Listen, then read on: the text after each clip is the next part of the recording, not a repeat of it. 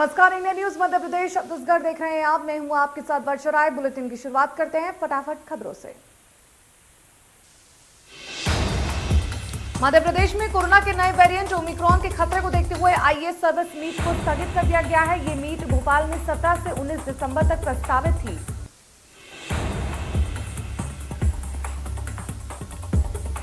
IAS service meet का शुभारंभ मुख्यमंत्री शिवराज सिंह चौहान करने वाले थे। एसोसिएशन ने बताया कि कोरोना के नए वेरिएंट के फैलने की आशंका को ध्यान में रखते हुए ये मीट को स्थगित किया गया। वहीं मुख्यमंत्री ने कहा कि कोरोना के नए वेरिएंट ओमिक्रॉन का समापन जन भागीदारी मॉडल पर किया जाएगा। हम संकट के मुहाने पर खड़े हैं। आज बलिदान दिवस पर बीजेपी का इंदौर में मेगा आयोजन। कार्यक्रम में सीएम शिवराज, राज्यपाल मंगूभाई पटेल होंगे शामिल। पाताल पानी में टंटिया मामा की प्रतिमा का होगा अनावरण।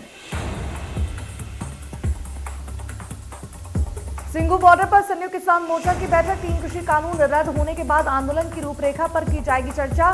सरकार से बातचीत के लिए 5 सदस्यों की कमेटी का हो सकता है ऐलान।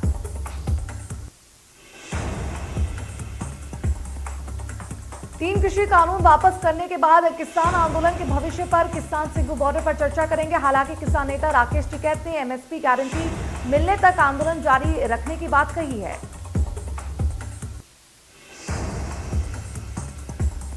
केंद्रीय मंत्री सिंधिया का गुना दौरा। आज दिग्विजय सिंह के गढ़ राघोगढ़ में करेंगे सभा को संबोधित। पीएम आवास योजना वितरण कार्यक्रम में होंगे शामिल। आदिवासी समुदाय को वितरित करेंगे पीएम आवास आदिवासी। धान खरीदी की शुरुआत से के साथ ही कस्टम मिलिंग के लिए समितियों से धान का उठाव भी शुरू होगा। बिलासपुर, रायपुर, दुर्ग, राजनांदगांव, जशपुर और रायगढ़ सहित कई जिलों में समितियों से धान मिलों में पहुंचने लगा है। पिछले दिनों मुख्यमंत्री भूपेश बघेल ने अधिकारियों और राइस मिलर्स के साथ बैठक कर मिलिंग के लिए जल्द से जल्द धान के उठाव के निर्देश दिए हैं। उन्होंने बारदानों की आपूर्ति पर राइस मिलर्स को भी विशेष ध्यान रखने को कहा है। मुख्यमंत्री की पहल पर धान का उठाव पहली बार खरीदी शुरू होने के 3 दिनों के भीतर ही शुरू हो गया है। 3 दिनों के भीतर धान का उठाव शुरू हुआ। वहीं राज्य में कस्टम मिलिंग के लिए राइस मिलरों को प्रोत्साहन राशि को बढ़ाकर 120 रुपए प्रति क्विंटल और राइस मिलरों के आग्रह पर कस्टम मिलिंग के लिए मिलों की ऑटो पंजीयन की व्यवस्था भी की गई है। आंध्र प्रदेश के विशाखापट्टनम और उड़ीसा के गोपालपुर तक पहुंचे तूफान जवाद ने हवा का रुख बदल दिया है। इसी कारण की वजह से हमारे यहाँ अभी रात से तेज ठंड नहीं पड़ी है। मौसम वैज्ञानिक कहते हैं कि अभी अपर लेवल यानी 105 किलोमीटर ऊंचाई पर पूर्वी और दक्षिण पूर्वी हवा चल रही है। जब इस लेवल पर हवा का रुख उत्तरी हो जाएगा तब हमारे यहाँ तेज ठंड पड़ेगी। रात का पारा 10 डिग्री से नीचे जा सकता है। इसके लिए अभी तक 1 हफ्ता इंतजार करना होगा। देहरादून में आज प्रधानमंत्री नरेंद्र मोदी की बड़ी रैली होने जा रही है। देहरादून में आज प्रधानमंत्री नरेंद्र मोदी की बड़ी रैली होने जा रही है और माना जा रहा है कि इसी रैली से 1.25 लाख से ज्यादा लोग शामिल होंगे। वहीं इस रैली को उत्तराखंड में बीजेपी का चुनावी शंखनाद माना जा रहा है, जहां प्रधानमंत्री नरेंद्र मोदी की विजय संकल्प रैली के लिए परेड ग्राउंड में सभी तैयारियां पूरी हो चुकी हैं। पीएम मोदी रैली से पहले 15,728 करोड़ रुपए की 11 योजनाओं का शिलान्यास करेंगे और 2,573 करोड़ रुपए की लागत से तैयार 7 योजनाओं का उद्घाटन करेंगे। पीएम मोदी 8,600 करोड़ की लागत से बनने वाले दिल्ली देहरादून आर्थिक गलियारों का भी शिलान्यास करेंगे। वहीं 120 मेगावाट व्यास की जल विद्युत परियोजना शुरू की जाने वाली योजनाओं का भी उद्घाटन करते हुए नजर आएंगे। आज सिंगू बॉर्डर पर संयुक्त किसान मोर्चा की एक अहम बैठक होगी, जिसमें आंदोलन के भविष्य के बारे में फैसला लिया जाएगा। किसान नेताओं ने कहा कि एमएसपी पर एक पैनल के लिए केंद्र सरकार को 5 नाम भेज जाएंगे। इस पर कोई भी फैसला बैठक में किया जाएगा। वहीं बैठक में प्रदर्शनकारी किसानों की लंबी पड़ी मांगों पर भी विचार किया जाएगा, जिसमें एमएसपी पर कानूनी गारंटी, किसानों के खिलाफ मामले वापस लेना, आंदोलन के दौरान जान गंवाने वाले किसानों के परिजनों को मुआवजा देना शामिल है।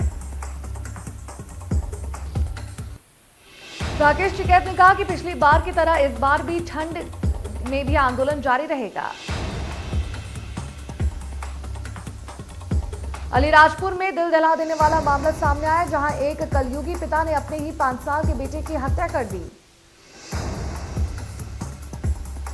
पिता को बेटे के शरीर में भूत प्रेत होने की शंका थी, जिसकी वजह से पिता ने घर में ही कुल्हाड़ी से बेटे की हत्या कर शव के टुकड़े कर दिए और घर के पास ही बने खेत में उन्हें दफना दिया। इस पूरे मामले में एक महिला भी शामिल है, जो आरोपी पिता की गुरु मां के रूप में बताई जा रही है।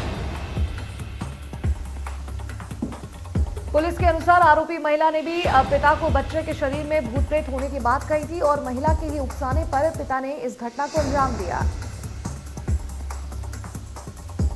पुलिस ने मामले में प्रकरण दर्ज कर जांच शुरू कर दिए हैं। पुलिस ने बच्चे के शव को खेत से बरामद कर पोस्टमार्टम करवाया। आरोपियों की गिरफ्तारी के लिए पुलिस ने टीम रवाना की।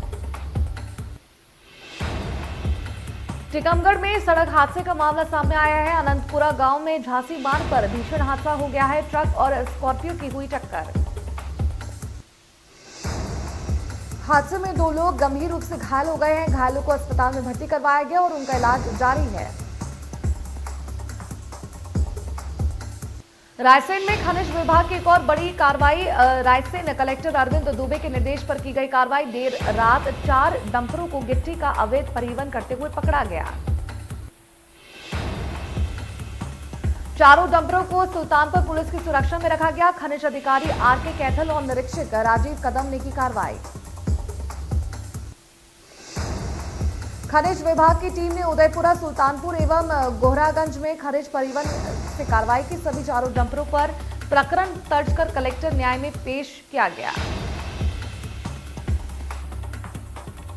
खनिज विभाग की ओर द्वारा की गई इस कार्रवाई से खनिज माफियों में हड़कंप मचा। बालाघाट के लांजी पुलिस थाने के अंतर्गत नक्सली वारदात का मामला सामने आया है। ग्राम पंचायत देवर बेली के ग्राम कोरका में नक्सलवादियों के द्वारा सड़क निर्माण में लगे वाहन रोलर सहित 3 वाहन को जलाया। छत्तीसगढ़ राज्य बंद सफल करो के पर्चे लटकाए गए। करीब 2 दर्जन हथियार बंद हुए, जिसमें 15 महिलाएं थीं। साथ ही नक्सलियों ने कोरका और नरपी के बीच में दी आगजनी की घटना को अंजाम। ग्वालियर में फिर मिले कोरोना के 2 मरीज। एक्टिव मरीजों की संख्या बढ़कर हुई 4। प्रशासन ने भी सख्ती बरतने की हिदायत। बिना मास्क के घूमते 66 लोगों के काटे चालान। कोविड प्रोटोकॉल का पालन न करने पर 2 दुकान संचालकों पर किया जुर्माना। 26 लोगों के विदेश से लौटने की मिली जानकारी, जिनमें से 22 लोगों के घर पहुंचकर स्वास्थ्य विभाग की टीम ने सैंपल लिए। ग्वालियर में जारी है डेंगू का कहर। 21 नए मरीज में हुई डेंगू की पुष्टि। 21 में से 17 मरीज ग्वालियर जिले के हैं। जिले में 2628 डेंगू मरीजों की संख्या हुई। निजी अस्पताल में डिलीवरी के दौरान युवती की मौत। परिजनों ने लगाए अस्पताल प्रबंधन पर इलाज में लापरवाही के आरोप। पुलिस ने मर्ग कायम कर जांच शुरू की। पौधागंज थाना क्षेत्र के ठाकुर नरसिंह होम का है पूरा मामला। ग्वालियर देहात के बड़ी अकबई गांव में एक दलित किसान की जमीन पर पहले दबंगों ने कब्जा किया और जब वह अपना हक मांगते हुए कब्जा हटाने पहुंचे तो उस मौत के घाट उतार दिया। वहीं ग्वालियर एसपी अमित सांघी ने पिछौर थाना पुलिस के आरोपियों की धरपकड़ की है और एसपी का कहना है कि कड़ी कार्रवाई की जाएगी, साथ ही जल्द गिरफ्तारी भी की जाएगी।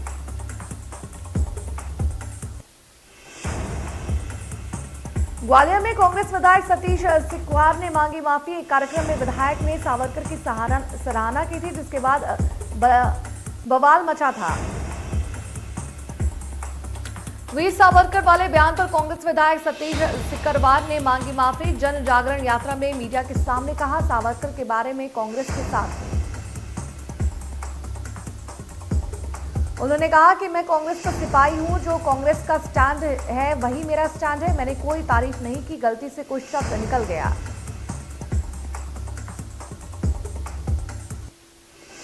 बढ़ती महंगाई के खिलाफ कांग्रेस चला रही है जन जागरण अभियान। ग्वालियर में हुई अभियान की शुरुआत। ग्वालियर दक्षिण विधानसभा क्षेत्र में कांग्रेस के सैकड़ों कार्यकर्ता जनता के बीच पहुंचे।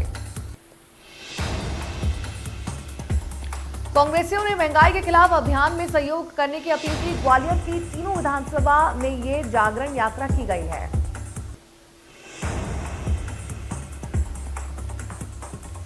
मध्य प्रदेश सरकार के संयुक्त स्वास्थ्य सचिव मोहम्मद सुलेमान का बयान। कहा, मध्य प्रदेश में आ सकती है कोरोना की तीसरी लहर।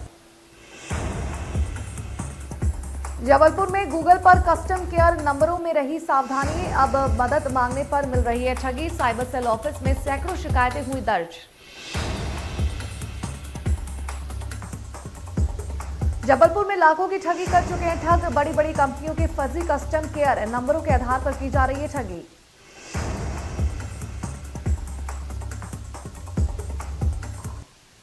साइबर सेल ने की अपील। कहा, अधिकृत वेबसाइट में जाकर ही करें हेल्पलाइन नंबरों का उपयोग। गूगल सर्च इंजन में बिछा है ठगबाजों का जाल। खंडवा में आदतन बदमाश और बस ड्राइवरों के बीच विवाद। बस ड्राइवर से हो रही थी हफ्ता वसूली को लेकर विवाद के बाद मारपीट। सूरजकुंज बस स्टैंड पर हुआ विवाद। बस लेकर कोतवाली थाना पहुंचे ड्राइवर कंडक्टर। इस पूरी घटना से बस के यात्री हो रहे थे परेशान। खंडवा में 3 दिवसीय राज्य स्तरीय टेबल टेनिस प्रतियोगिता का शुभारंभ। प्रदेश भर के लगभग सभी जिलों से करीब 200 से अधिक खिलाड़ी अपनी प्रतिभा दिखाने खंडवा आए। बेमेतरा में क्रिकेट प्रतियोगिता का हुआ शुभारंभ। स्थानीय टीमों के बीच हुआ पहला मुकाबला। नगर पालिका अध्यक्ष रही मुख्य अतिथि।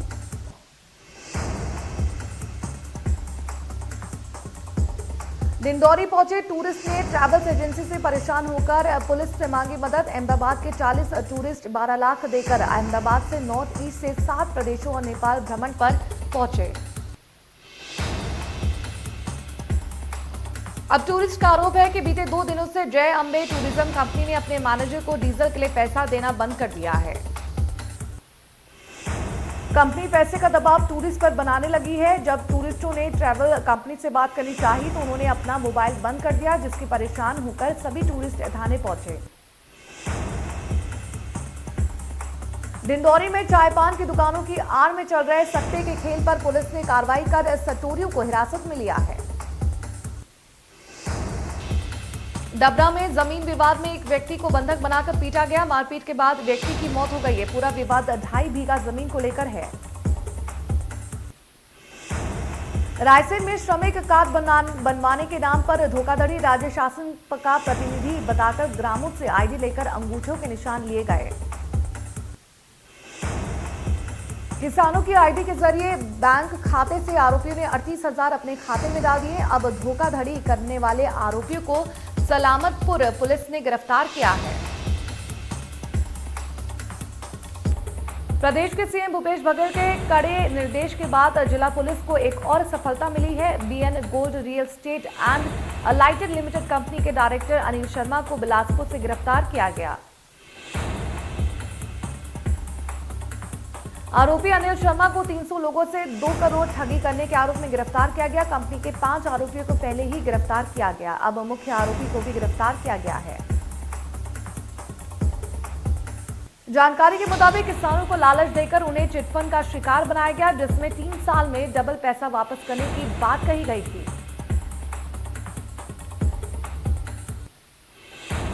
कुछ दिनों बाद कंपनी ऑफिस बंद कर फरार हो गई। हालांकि जिला पुलिस ने 18 दिनों में 6 कंपनी के 10 संचालकों को गिरफ्तार किया। महासमुंद के बसना थाना क्षेत्र में एक शिक्षक को किसी ने 5 लाख रुपए की फिरौती का पत्र और डमी कारतूस की गोली भेजी, जिससे परिवार दहशत में है।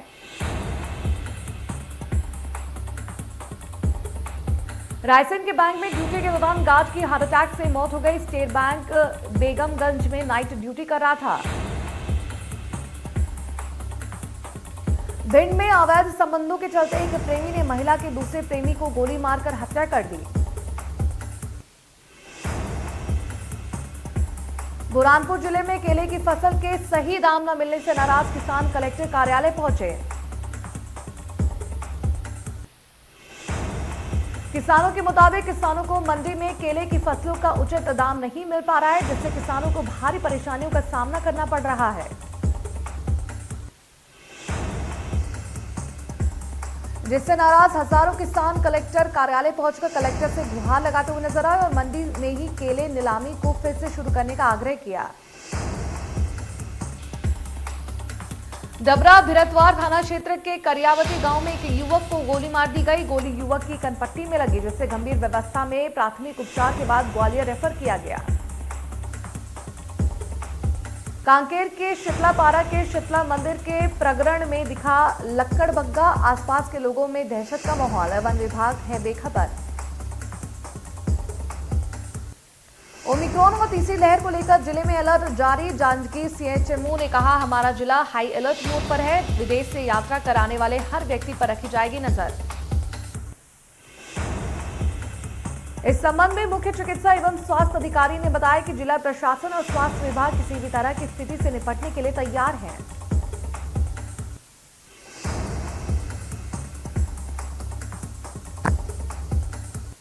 सीएमएचओ ने कहा कि हमारा जिला हाई अलर्ट मोड पर है। हर किसी के लिए लापरवाही बर्दाश्त नहीं की जाएगी। बिना मास्क घूमने वालों पर और 2 गज पालना नहीं करने पर निर्देश दिए जाएंगे। ग्वालियर में पारिवारिक विवाद में हुई फायरिंग में एक युवक की इलाज के दौरान ही मौत हो गई। प्रॉपर्टी विवाद में सोनू शर्मा ने अपने छोटे भाई रवि और बहन को गोली मार दी। श्योपुर के ढोडर इलाके में एक व्यापारी की दुकान से चोरी का खुलासा हुआ है। मामले में ढोडर थाना पुलिस ने 4 चोरों को गिरफ्तार किया। पकड़े गए चोरों में एक नाबालिग भी शामिल है। पुलिस ने आरोपियों से व्यापारियों की दुकान में चोरी की 1.25 लाख रुपए की रकम भी बरामद की। पूछताछ में मुख्य आरोपी ने बताया कि छुट्टे पैसों को लेकर व्यापारियों से विवाद हुआ था, जिसके बाद बदला लेने के लिए शातिर दोस्तों को बुलाकर चोरी करवाई थी। बलरामपुर में मानवता को शर्मसार कर देने वाली एक घटना सामने आई है। यहाँ एक मानसिक रूप से कमजोर युवती के साथ बलात्कार हुआ है और अब उसने एक बच्ची को जन्म दिया। बेमेतरा में अपनी अलग अलग मांगों को लेकर मितानियों ने किया 1 दिन का धरना प्रदर्शन। शहर के जैनसब चौक में पूरे जिले भर में हजारों की संख्या में मितानियों ने प्रदर्शन किया। राजधानी दिल्ली में वायु प्रदूषण के मुद्दे पर सुनवाई के दौरान अभी सुप्रीम कोर्ट ने कड़ा रुख अपनाया है। केंद्रीय गठित टास्क फोर्स में 5 सदस्य शामिल हैं। प्रदूषण पर सुप्रीम कोर्ट की सख्ती के बाद मोदी ने बनाई 5 सदस्यीय टास्क फोर्स। 124 पॉइंट से सिर्फ आवश्यक सामान और सीएनजी फिट ट्रैंकों को मिलेगी एंट्री। वहीं दिल्ली सरकार ने सुप्रीम कोर्ट में हल्फनामा दाखिल किया। इस दौरान दिल्ली सरकार ने 20 से अधिक कोविड अस्पतालों में निर्माण की भी अनुमति मांगी है। दिल्ली के सीएम अरविंद केजरीवाल ने राजधानी की सुरक्षा व्यवस्था पर प्रेस कॉन्फ्रेंस की। सीसीटीवी योजना के दूसरे चरण की जानकारी दी। सीएम केजरीवाल ने बताया कि हमारी सरकार बनने के 7 साल पूरी दिल्ली में 2,75,000 सीसीटीवी कैमरे लग चुके हैं। दूसरे चरण के तहत पूरी दिल्ली में 1,40,000 कैमरे लगा रहे हैं। सीएम ने कहा कि हमारे लिए दिल्ली के नागरिकों, बच्चों और महिलाओं की सुरक्षा बेहद महत्वपूर्ण है। हम ईमानदारी से काम कर रहे हैं। दिल्ली में महिलाओं की सुरक्षा बड़ी है।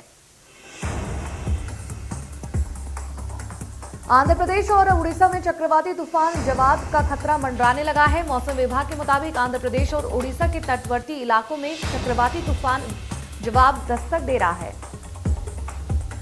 दिल्ली में प्रदूषण की समस्या के चलते स्कूलों को फिर से बंद कर दिया गया है। दिल्ली में सभी स्कूल अगले आदेश तक के लिए बंद हैं। भारतीय स्टार शटलर पीवी सिंधु ने BWF विश्व टूर फाइनल टूर्नामेंट के सेमीफाइनल में जगह बना ली है। सिंधु ने ग्रुप ए के अपने दूसरे मैच में जर्मनी की योवनी ली को 21-10, 21-13 से हराया। पुर्तगाल के खिलाड़ी क्रिस्टियानो रोनाल्डो के 2 गोल की मदद से मैनचेस्टर यूनाइटेड ने English Premier League football tournament में ऑर्नेसल पर 3-2 की दर से जीत हासिल की। रोनाल्डो ने इस दौरान शीर्ष स्तर की प्रतियोगिताओं में पूरे किए गए 800 गोल